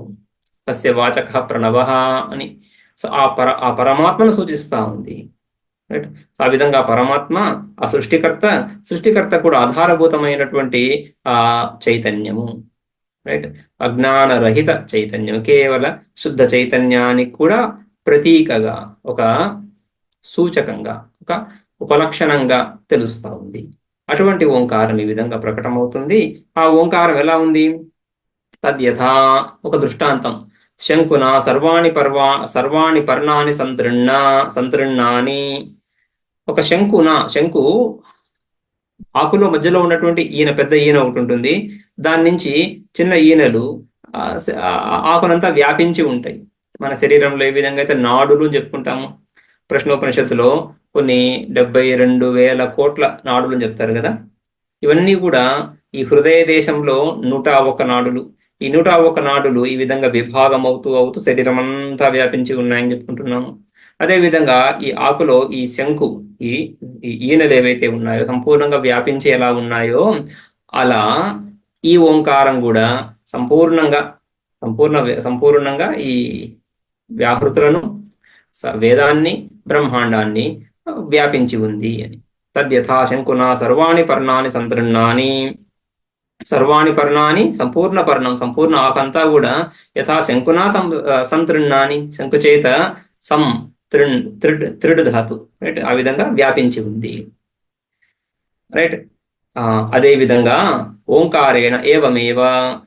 అదేవిధంగా ఓంకారేణ సర్వావాక్ సంతృణ. సర్వావాక్, ఆ భూర్భువస్వః వ్యాహృతి ఏంటివి? వాక్యే కదా, శబ్దస్వరూపాలే కదా. వాటికి ఆధారభూతంగా ఉన్నటువంటి వేదం శబ్దస్వరూపమే కదా. సర్వావాక్, అంత వాక్ అంతా కూడా, వాక్ అంటేనే నామము, నామరూపాత్మకం జగత్తు కదా.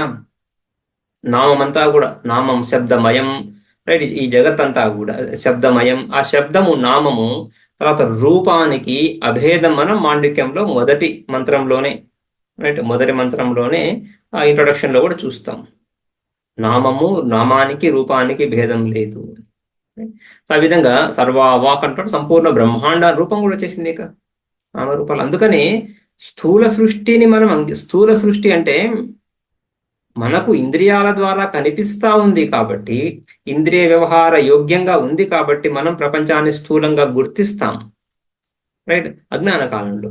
కానీ విచారిస్తున్నప్పుడు ఆ ప్రపంచాన్ని మనకు శాస్త్రం ఒక స్థూల వస్తువుగా పరిచయం చేయడానికి చూడటం లేదు. తస్మాద్వాయే తస్మాదాత్మన ఆకాశ సంభూత ఏంటది? ఆ తస్మాద్వాయే తస్మాత్ ఏదది? చైతన్య స్వరూపం నుంచి రూపం లేనటువంటి చైతన్య స్వరూపం నుంచి రూపం కలిగినటువంటి జగత్ ఎలా ఉత్పన్నమవుతా ఉంది? రైట్. ఈ రూపం మనకు బుద్ధిగోచరం మాత్రమే. బుద్ధిలో ఆ వృత్తి కలుగుతూ, వృత్తి ద్వారా రూపం కలుగుతా ఉంది. అది ఇంద్రియాల యొక్క ప్రత్యేకత. రైట్. కానీ వస్తువు ఆ చైతన్య స్వరూపమే. అందుకని బ్రహ్మను మనం ఉపాదాన కారణంగా తీసుకుంటున్నాం. బ్రహ్మను అభిన్న నిమిత్త ఉపాదాన కారణంగా చెప్పుకుంటాం.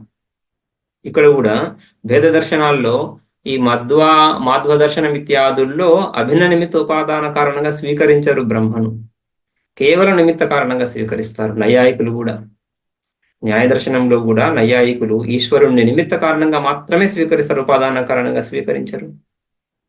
రైట్. అదేవిధంగా యోగ సిద్ధాంతంలో కూడా ఉపాదాన కారణంగా స్వీకరించరు. ఈశ్వరుని అంగీకరించే దర్శనాల్లో కూడా, ఆస్తిక దర్శనాల్లో ఈశ్వరుని ఉపాదాన కారణంగా స్వీకరించరు, మనం ఉపాదాన కారణంగా స్వీకరిస్తాం. శృతి ఉపాదాన కారణంగా ప్రతిపాదిస్తా ఉంది. ఏ ఈశ్వరుడు, ఏ చైతన్య స్వరూపము ఈ జగత్తుకు ఉపాదాన కారణం అవుతుందో అటువంటి ఉపాదాన కారణం కలిగినటువంటి జగత్తు స్థూలంగా ఒక వస్తువుగా ఉత్పన్నమవుతుందా?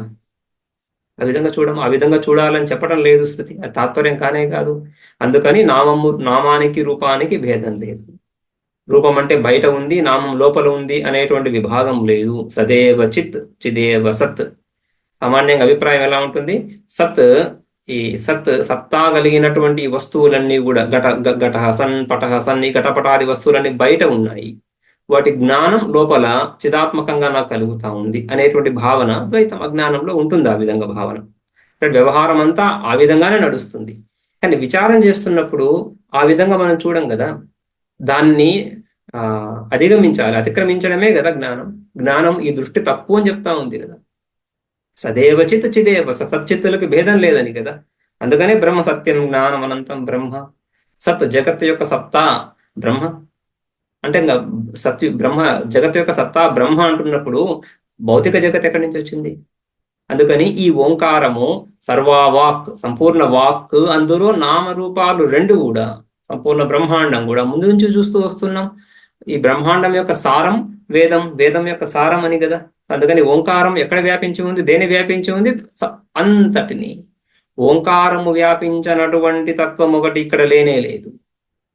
అటువంటి ఓంకారం సంపూర్ణ సకల వస్తువులు, సకల పదార్థాలని, ఏ విషయానైనా నువ్వు అస్థి అస్థి ఏదైతే చెప్పుకుంటున్నావు వాటంతటిని కూడా వ్యాపించినటువంటి ఓంకారం పరమాత్మయే. పరమాత్మయే ఆ విధంగా వ్యాపించగలడు. అందుకని పరమాత్మ యొక్క పేరు తస్య వాచక ప్రణవ అని. రైట్. ఆ విధంగా ఏవం ఓంకారేణ సర్వా వాక్ సంతృణ్ణ ఓంకార ఏవ ఇదగం సర్వం. ఈ ఓంకార ఏవ ఇదగం సర్వం మనం చాలా మంత్రాలు చూస్తాం. చాందోగ్యం మొదట్లో కూడా చూసాం. తర్వాత మాండుక్యం కూడా ఇదే విధంగా మొదలవుతుంది కదా. సర్వం ఓంకార ఏవ ఇదగం సర్వం. ఇది ఇక్కడ ఏదైతే ఉందో ఇదంతా ఇదగం సర్వం అంటే ఏంటి? ఇదగం సర్వం అంటే ఈ ప్రపంచం మనం చూస్తున్నటువంటి దృశ్యమాన ప్రపంచం స్థూలం. కానీ అది స్థూలం కాదు, ఓంకారమే. ఓంకారం చేత వ్యాపించి ఉంది అని భావిస్తూ ధ్యానం చేస్తున్నాం. ఓంకార ఏవ ఇదగం సర్వం అని మళ్ళీ రిపిటేషన్. అక్కడికి ఈ మంత్రము, ఈ ఖండము సమాప్తం అవుతా ఉంది అని. భాష్యం చూద్దాము. తద్యథా శంకునా పర్ణనాళేన సర్వాణి పర్ణాని పత్రావయవ జాతాని సంతృణాని విద్ధాని వ్యాప్తాని ఇత్యర్థః. ఇది ఈ ఓంకారం సర్వవ్యాపకం ఏ విధంగా అంటే శంకున. రైట్. ఆ శంకు ఆకులో ఉన్నటువంటి ఈనెలు వాటి చేత పర్ణనాళేన. శంకు అంటే పర్ణనాళము, పర్ణము అంటే పత్రము, ఆ ఆకులో ఉన్నటువంటి నాళము, ఆ కెనాల్ లాంటిది కదా. సో ఆ పర్ణనాళేన మనలో ఉన్నటువంటి ఈ రక్తనాళాలు, ఈ విధంగా అది నాళ. ఇక్కడ పర్ణనాళేన సర్వాణి పర్ణాని, సంపూర్ణ పర్ణం అంటే పత్రావయవ జాతాని సంతృణాని, సకల పర్ణ అవయవాలన్నీ. అంటే ఏ విధంగా అయితే రక్తస్రవణం మనకు, రక్త ప్రసరణం ఏ విధంగా అయితే ఈ నాడుల్లో జరుగుతూ ఈ రక్తనాళాల్లో జరుగుతూ సకల అవయవాలకి కూడా శరీరంలో ఉన్నటువంటి అన్ని అంశాలు కూడా రక్తాన్ని అందజేస్తూ వ్యాపించి ఉండాలి కదా. అక్కడికి వెళ్లకుండా ఎలా రక్తాన్ని అందిస్తుంది? అదే విధంగా ఇక్కడ కూడా ఈ శంకు సకల ఆకులో ఉన్నటువంటి సకల అవయవాలను వ్యాపించి ఉంది. సంతృణాని అంటే విద్ధాని, వాటి గుండా వెళ్తా ఉంది, వాటి ద్వారా వెళ్తా ఉంది. వ్యాప్తాని వ్యాపించి ఉందని అర్థం. విద్ధాని అంటే ఆ విధంగా అక్కడ భేదం తెలుస్తుంది కదా. పర్ణ అవయవాలు, పత్రావయవాలు, ఆ తర్వాత ఈ శంకు, వీటికి భేదం తెలుస్తా ఉంది. కానీ అదిగా తాత్పర్యం, అక్కడ భేదం తాత్పర్యం కాదు. అంటే అలా విస్తారంగా చాలా పెద్దగా ఉంది అనే అర్థం కాదు, వ్యాపించి ఉంది అని అర్థం తీసుకోవాలి. సర్వాణి పత్రావయవ జాతాన్ని సంతృణాన్ని అంటే విద్ధాన్ని వాటి ద్వారా వెళ్తా ఉంది, అంతేకాదు వాటిని వ్యాపించింది అనే అర్థం అని భావం, ఇక్కడ భావార్థం ఆ విధంగా తీసుకోవాలి. వ్యాప్తాన్ని ఇత్యర్థం. ఈ విధంగా ఓంకారం శరీరంలో కూడా మన రక్తనాళాలు ఉన్నటువంటి ప్రతి కణము రక్తనాళం కాదు కదా, రక్తనాళానికి ఈ కణాలకి భేదం ఉంటుంది. ఆ భేదాన్ని ఇక్కడ భేదం చెప్పడం ఉద్దేశం కాదు, ఇక్కడ వ్యాపించి ఉందనే అర్థం తీసుకోవాలి. ఏవం ఇదే విధంగా ఓంకారేణ బ్రహ్మణ పరమాత్మన ప్రతీకభూతేన. సో ఓంకారం అంటే బ్రహ్మస్వరూపమే. ఏదైతే సర్వవ్యాపకమో అదే బ్రహ్మ. సర్వవ్యాపకము ఏ ఆత్మ సర్వాంతర అని బృహదారణ్యకంలో, ఏ ఆత్మ సర్వాంతర, సర్వాంతర సర్వేషాం అంతర, సర్వాసాం అంతర, అంతరతమం అన్నింటా వ్యాపించి ఉన్నటువంటి, అంతటా వ్యాపించినటువంటి తత్వాన్నే కదా మనం ఆకాశంతో సహా, ఆకాశం అంతా వ్యాపించిందని తీసుకుంటాము, ఆకాశాన్ని సైతం వ్యాపించినటువంటి తత్వం అది బ్రహ్మ. ఆ తత్వము జడం కాదు, సాంఖ్యులు చెప్పినట్లుగా ప్రధానం కాదు. సాంఖ్యులు ప్రధానాన్ని సర్వవ్యాపకంగా అంగీకరిస్తారు ఒక ఆత్మను మినహాయించి, రైట్. పురుషుణ్ణి మినహాయించి మిగిలిన అంతటా వ్యాపించి ఉంది ప్రధానం, రైట్. ఘటపటాదులు సకల వస్తువుల్లో కూడా అన్ని త్రిగుణాత్మికాలే, ప్రధానం త్రిగుణాత్మికం. సో ఆ విధంగా ప్రధానం సర్వత్రా వ్యాపించి ఉంది ఆత్మను మినహాయించి అని, రైట్. అయితే అది జడం. మనము వేదాంత శృతి సిద్ధాంతం, శృతి చెప్తున్నది ఏమని, చేతన స్వరూపమైనటువంటి బ్రహ్మ సంపూర్ణ ప్రపంచాన్ని బ్రహ్మాండాన్ని వ్యాపించి ఉన్నాడు. ఆ విధంగా సంబంధాన్ని కలిగి ఉన్నాడని కాదు. అందుకని అక్కడ విద్ధాని అంటే సంబంధాన్ని కలిగి ఉంది అనే అర్థం వస్తుంది, కానీ ఆ అర్థం కాదు ఇక్కడ. వ్యాప్తాని ఇత్యర్థ, వ్యాపించి ఉందని తీసుకోవాలి. వాటి యొక్క వ్యాపకత్వాన్ని దృష్టాంతంగా, వాస్తవానికి పరబ్రహ్మ స్వరూపానికి సాటిగా వచ్చేటువంటి ఇంకొక పోలిక ఉపమానం వస్తువు లేనే లేదు. నిరుపమ స్వరూపం ఆత్మస్వరూపం. అందుకని ఇంక ఎలా దృష్టాంతాన్ని ఇస్తారు? ఇటువంటి దృష్టాంతాలని, ఆ దృష్టాంతాలు లోట్లు ఉంటాయి కాబట్టి ఆ ఉన్న లోటుని మనం గమనించకూడదు, ఉద్దేశాన్ని గమనించాలి. ఉద్దేశం ఏంటి? ఇక్కడ వ్యాప్తం అంటుంది. ఏవం ఓంకారేణ బ్రహ్మణ, ఓంకారమే బ్రహ్మ. ఓంకారం అనే ఈ బ్రహ్మ పరమాత్మ స్వరూపం, పరమాత్మ యొక్క ప్రతీక. నామరూపాలకు భేదం లేదని చెప్పుకున్నాం కదా. సో ఓంకారం నామమైనప్పుడు, పరమాత్మ రూపమైనప్పుడు రెండింటికి భేదం లేదు.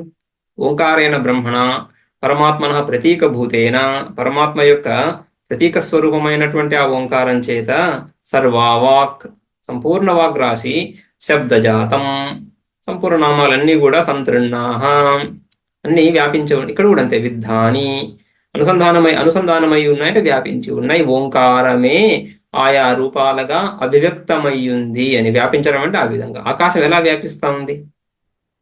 ఆకాశమే ఆయా ధర్మాలతో ఆయా వస్తువులుగా తెలుస్తా ఉంది అని కదా. ఘటం అంటే ఘటాకాశమే. ఘటం అంటే ఆ బౌండరీని మనం ఏం చేసుకుంటాం? ఆ ఘటంలో ఉన్నటువంటి ఆకాశం, ఆ అవకాశం ఏదో ఇస్తా ఉంది. ఘటాకాశం ఏదో వస్తువునప్పుడు ఉంచడానికి అవకాశం ఇస్తా ఉంది, దాన్నే మనం వినియోగిస్తున్నాం. కాబట్టి ఆ విధంగా ఆకాశం అంతటా వ్యాపించి ఉంది ఘటపటాదులను అని ఏ విధంగా తీసుకుంటున్నామో, అదే విధంగా ఇక్కడ ఈ ఓంకారము సంపూర్ణ ప్రపంచాన్నంతా కూడా, సంపూర్ణ శబ్దరాశినంతా కూడా వ్యాపించి ఉంది.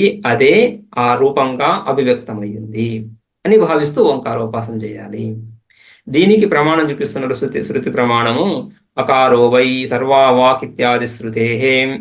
అకారో వై సర్వావాక్, ఆ అనే వర్ణము, ఆ అనే శబ్దము, ధ్వని మనం ఉత్పన్నం చేస్తున్నప్పుడు ధ్వని వేరు, వర్ణం వేరు. ఆ అనేటువంటి వర్ణం మనం ప్రకటన అవ్వాలంటే ఏం చేస్తాము? అలా నోరు తెరిచి చిన్నగా గాలి ఊదితేనే, ఎటువంటి ఇతర విశేష ప్రయత్నాలు లేకుండా ఆ అని వచ్చేస్తా ఉంది. అత్యంత సరళంగా ఉత్పన్నమయ్యేటువంటి ధ్వని. దానికి నాలుకను అటో ఇటో తీసుకువెళ్ళినప్పుడు అదే ప్రయత్నం, అదే ఉదాన వాయువు ఇతర స్థానాల వైపు తీసుకువెళ్ళబడుతా ఉంది నాలుక ద్వారా. ఇతర వర్ణాలు ఉత్పన్నమవుతాయి. కా, రైట్, లేదా చా అంటున్నప్పుడు అన్నీ కూడా ఆలో ఏ ప్రయత్నం అయితే ఉందో ఆ ప్రయత్నం ద్వారానే మిగతావన్నీ వస్తున్నాయి. కాబట్టి అకారమే ఆ విధంగా వివిధ వర్ణాల రూపంగా అభివ్యక్తం అవుతుంది అని. అకారో వై సర్వావాక్ ఇత్యాది శృతే. ఆ విధంగా ఆ అకారము ఓంకారంలో భాగము అని. పరమాత్మ వికారశ్చ నామధేయ మాత్రం, పరమాత్మ వికారశ్చ, పరమాత్మ స్వరూపమే, పరమాత్మ కార్యము, వికారం అంటే కార్యమని, పరమాత్మయే ఉపాధి రూపంగా శబ్దాత్మకంగా ఓంకారంగా మనం తెలుసుకోవాలి.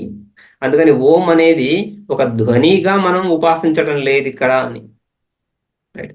ఎన్ని ఓంకారాలు చేశాము, ఎంత దీర్ఘంగా ఓంకారాన్ని చేశాం, ఇవన్నీ ఉండని, కొన్ని విధులు ఉంటే ఉండని, కానీ ప్రధానాంశం ఓంకారం అంటే పరమాత్మ స్వరూపమని భావంతో చేయడం. పరమాత్మ వికారశ్చ నామధేయ మాత్రం ఇత్యతః ఓంకార ఏవ ఇదం సర్వమితి. సో పరమాత్మ వికారం పరమాత్మ స్వరూపమే, ఉపాసోపాధిక రూపం. నామధేయ మాత్రం పరమాత్మ యొక్క నామమే, పరమాత్మయే ఆ విధంగా ఓంకారం అని పిలువబడుతున్నాడు అని.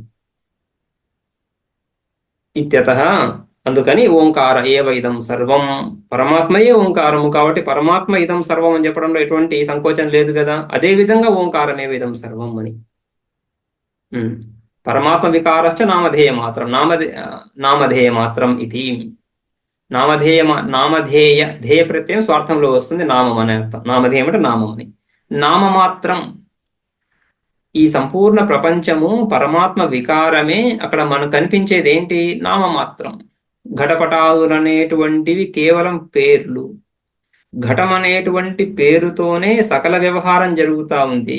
వాస్తవానికి ఘటం అనేటువంటి వస్తువు ప్రత్యేకంగా ఏమీ లేదు, మృత్తిక మాత్రమే ఉంది.